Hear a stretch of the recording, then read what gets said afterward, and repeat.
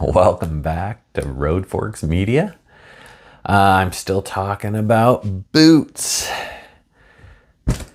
Yeah, that's a boot.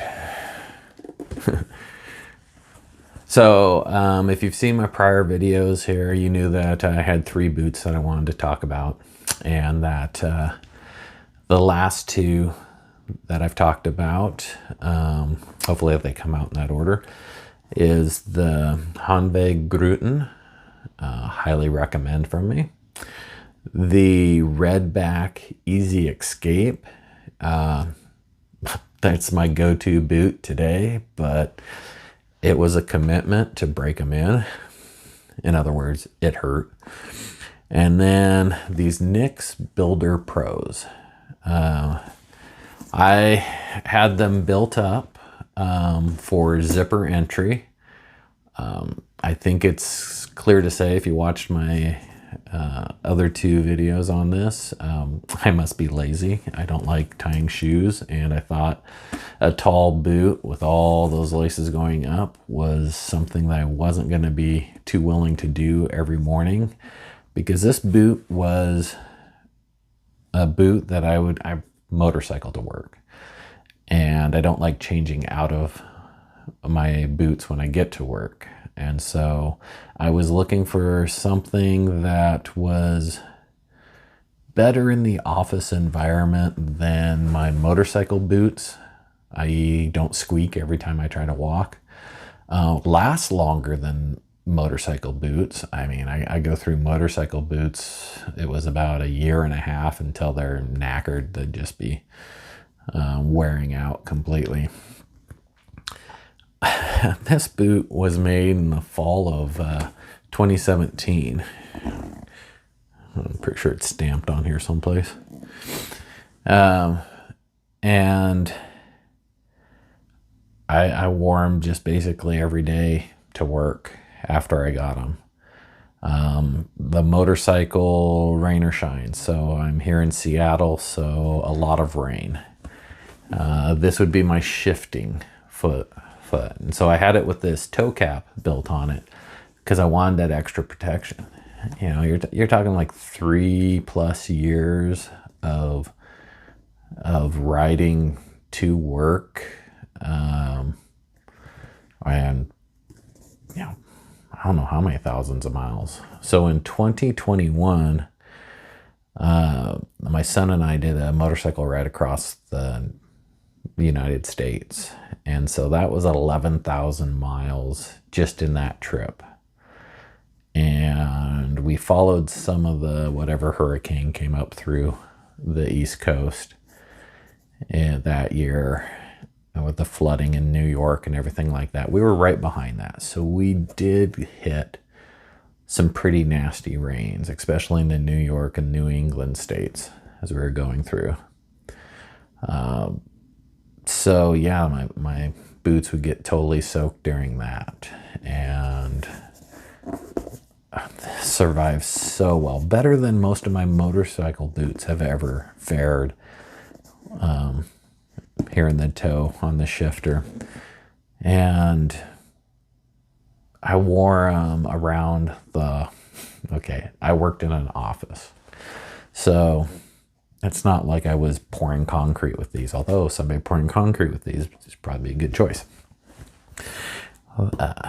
They are sturdy. They are multiple pounds. They are all leather construction, leather shank, totally rebuildable. I did have the soles replaced because I'd worn them down flat. And this was before the trip across the country. Got them back that spring before that trip. So these have over 11,000 mile motorcycle trip on them, just as they are. And in that resole, nothing was replaced other than the soles, right?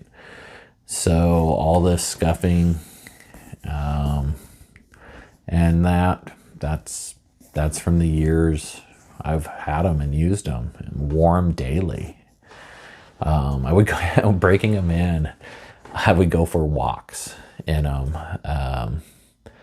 They were stiff, they were hard, and you had to take your time breaking them in. You just couldn't put them on and wear them all day. That's, if you could, you're more capable than me of handling foot pain. I had plantar fasciitis when I got these. I was struggling with it at the time I got them. That arch that is in here, and the tricks they did with the heel to help fix my pronation, I think that's what it was, and that my plantar fasciitis cleared up really quick after I went to wearing this. I mean, you're not flexing these very easily. Maybe it just gave my foot a rest. The one thing I've seen over the years of what ended up wearing out the most, of course, the sole, and then the zipper. Zipper get very hard to use. Have to lube it every so often. But this is a new zipper with this strip, and it's even now hard to use. It's just laced on with the leather laces that they send. And yeah, I wrap that around and tie it up because, well, I figured the laces will probably wear out a bit from constantly moving and that. And if that's the case, I wanted to have a lot of extra lace so I could, you know, cut off a bad section and relace it on. You know, frugal or cheap, whichever you want to consider that. But I'm sure somebody could do a better job of lacing these on to make them look nice. I also am thinking now that I'm not wearing them to work every day. It's not such a chore that could I do a system where I can lace it up tighter. Zipper isn't, because if you've got it to where it's a nice tight fit and secure and you're using a zipper, you'll probably never be able to zip it up around this corner here. There's just too much wrinkles in there. It's too tight. And if you have it to where it's firm against you, yeah, I don't think it'll work. So I might take the zipper off and see if I can go with, there was a product out there which basically you pull tight and then it wraps around and Velcros. So you're also not tying shoes. You would think I don't know how to tie shoes. I just don't like taking that long. I don't like them coming undone. I don't like all that stuff. So I might do something like that just so it gets a more solid fit. On the build quality, you can see a lot of YouTube channels talk about Nick's Builders Pros or any of the Northwest boots. Spokane's a hotbed for them. You've got Frank's, you've got Nick's, you got JD, you've got, is Wesco out of there? White's is out of there. Wesco, I think, is Oregon. These are all companies that still at least have some handmade sturdy boots. They do a lot for the firefighters and wildland firefighting. So that type of boot, designed like these boots here. They don't have a metal shank. Because of their heritage in fighting fires, they use a leather shank because it doesn't transfer the heat, so you don't get a hot foot walking around on the hot ground. Now, these boots just have a standard sole and stitching and stuff like that, where their fire land boot would have one that's rated for fire or high heat and won't degrade, you know, doing that job. As far as having a leather boot in Seattle weather on a motorcycle where they're just getting pounded with rain, will my feet get wet? Yes, they will. At some point in time, moisture gets in. I use Obanoffs ever since I've had them. It probably built up a little bit on here. The one thing that was kind of sad is these boots are two-tone. They're two different color. sections. I paid extra to have the toe and this fore section to be black, and the heel and the top here to be a red, or a reddish, leathery brown color. And because I thought black goes better at work and stuff like that, but I like the two-tone. And I hit it with Obanoffs. I don't know, I probably had it within the first 2 weeks. I hit it with that, and they all basically became black. It took that red and darkened it up so much that you don't really see much difference in the color. So I paid extra and never really got anything out of it. So if you are thinking of using a shoe cream like that, that does end up darkening lighter colored leathers, don't bother going two-tone. Don't pay for anything extra like that. Changes I would make, probably not really. I do like the Packer look a bit better. They also make a Packer. This is probably more comfortable, being a wider nose here, or toe box being wider. It's probably just more comfortable, but Packers do look kind of better in my view.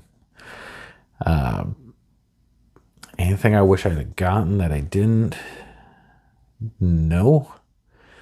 I did have a problem with the nicks originally, and that's where this meets here. All this leather comes in on the inside in the footbed. There was like a wrinkle or a lump from this leather coming in. It wasn't flush, and it never went away. So it's on the outside. It's this boot right here, and I think I just adjusted how I put pressure on it, because it wouldn't bother me, but if I'd roll my foot to the outside a bit, I would feel it. I would feel that pain point from where this leather comes in and this and everything, and it just built a bump underneath there. I took a hammer and a dowel, I think it was, and I beat on it, hammering down on it to try to flatten it out and stuff like that. And some of that stuff probably helped a little bit, but it did not go away. And then when Frank's resold it, I told them about that. And I don't know if they went in and ground something off or what they did, but it's better. It doesn't have that pressure point there now. They took care of it. Could have Nick's taken care of it? Oh, probably. Did I go back and seek for them to take care of it? No, I didn't. So why did I buy Nick's and then have it resold at Frank's? When I was buying Nick's, they had very stellar reputation and everything. So I went, yep, I'm going to go with Nick's. Bought through Nick's, and then I found out that Nick's had been bought by another company, and the head bootmaker, the cobbler, he ended up leaving. That's where Frank's came from, and so Frank's is essentially the early Nick's, and that, and I was like, oh, so the stuff I'd been reading about how great Nick's was really what is now Frank's. And so I went, you know what, even when I'm going to get these rebuilt, I'm going to give them some of my patronage too. Am I unhappy with Nick's? Not really. I did have that pressure point, which was not good. The rest of it's great. Am I happy with Frank's? Yeah, they just resold it. I mean, but it came back looking great, and that, so I'm not going to complain there either. I've learned of the company JD, and I'm sure there's more to their name than that, but I'm really curious about them. Their product looks to be very nice also. Price-wise, let's see. When I got these, I think it was around $400, maybe $450. Right in there. They're more expensive than that now. Do I think they will fail? No, not in my lifetime. Will I have to resole them again? Yeah, probably. If I don't take care of them, yeah, they can get ruined. If I cake them with mud, just let them be, yeah, that's not going to be good for their life. But if I keep them oiled up, not over oiled, but reasonably treated, and try not to abuse them too much with getting them soaked all the time, but just try to take care of them a bit, they will last. And there's another rebuild you can do on these type of boots, which is, it's a more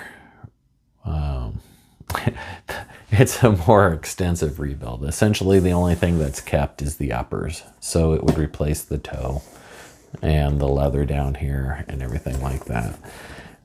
So someday I assume my toe cap will have to get replaced. I don't know if they can just do that. I'm sure they could. I mean, you're right. Watch somebody like Trent and Heath. They are pretty amazing what they do. So I'm pretty sure that a really good boot builder or cobbler can do that. I do like, in the case of like the Nicks and the Franks and the Westcos and all that, they rebuild their own boots, right? So they're going to take care of it and they're going to do it right. At least that's what I would expect. So I think anyone that's looking for a sturdy boot, need a good work boot, need a boot you can stand on hard ground for a long period of times, this Arch really helps. You just want to be 2 inches taller than you used to be.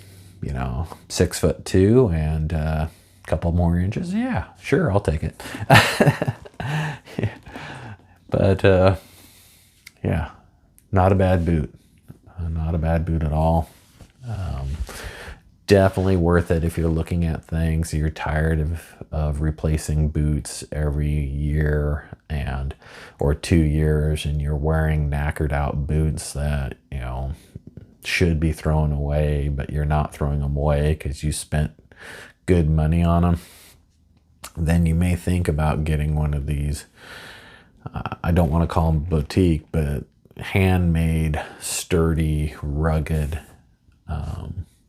boots that are coming out of the Northwest here. And I'm sure there's places elsewhere that are doing this, but definitely consider it. Alrighty, well, I think that's it for this video, and for the little series on boots. Hope you've enjoyed. Hope it's been useful. Hope some people out there come across these and are able to get some understanding of at least the boots that I've tried. I've worn them for multiple years. You can see here about the state that they're in. It's not like I really take care of them that much. And all of these boots have, gosh, probably hundreds of hours of wear. Well, this one has way more than that. It's way up there. Just on the motorcycle, though. So a bit wore out here and there. Not exactly designed for motorcycle use. And if I ever got catapulted off the motorcycle with wearing these, I'm pretty sure they'll lawn dart me because they are heavy. So I'll land on my feet. Alrighty, so I'll end it there. If you enjoyed, please hit the like button and consider subscribing. So thank you very much. Take care. Bye.